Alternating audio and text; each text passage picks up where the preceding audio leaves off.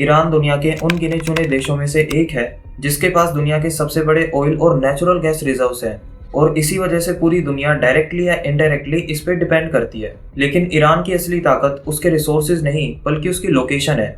उसके पास है straight of Hormuz, एक ऐसा सी रूट जहां से दुनिया का लगभग 20% तेल गुजरता है। सोचो अगर ये रास्ता सिर्फ एक दिन के लिए भी बंद हो जाए तो पूरी दुनिया की फैक्ट्रीज, एयरलाइंस, गाड़ियां सब कुछ रुक सकती है। आज के टाइम पर इसराइल, ईरान और यूनाइटेड स्टेट्स के बीच टेंशन इतनी बढ़ चुकी है कि एक छोटी सी न्यूज भी ग्लोबल मार्केट को हिला देती है। अभी तक full scale war officially start नहीं हुई है, लेकिन अटैक्स की वजह से डर का माहौल बना हुआ है। जैसे ही लोगों को लगता है कि कल की ऑयल सप्लाई रुक सकती है, वैसे ही क्रूड ऑयल के दाम तुरंत बढ़ने लगते हैं। इंडिया अपनी जरूरत का 80% से भी ज्यादा ऑयल इंपोर्ट करता है, इसीलिए जैसे ही ग्लोबल प्राइसेस बढ़ते हैं पेट्रोल और डीजल महंगा होने लगता है। और पेट्रोल महंगा होने का मतलब है कि हमारा ट्रांसपोर्ट महंगा होना, डिलीवरी महंगी होनी और इससे जो हमारी डेली लाइफ है उस पर भी काफी बड़ा इफेक्ट पड़ता है। सिर्फ इतना ही नहीं, ईरान और मिडिल ईस्ट से आने वाले पेट्रोकेमिकल्स फर्टिलाइजर्स बनाने के लिए यूज होते हैं। अगर सप्लाई डिस्टर्ब होती है तो किसानों के लिए खेती महंगी हो जाती है। इसका सीधा असर हमारे खाने के प्राइसेस पर पड़ता है। अभी तक कोई भी फुल स्केल वॉर स्टार्ट नहीं हुई है, लेकिन फ्यूचर में अगर कभी सिचुएशन और ज्यादा बिगड़ती है और एक फुल स्केल वॉर स्टार्ट हो जाती है तो सबसे पहले अटैक ऑयल इंफ्रास्ट्रक्चर पर हो सकता है।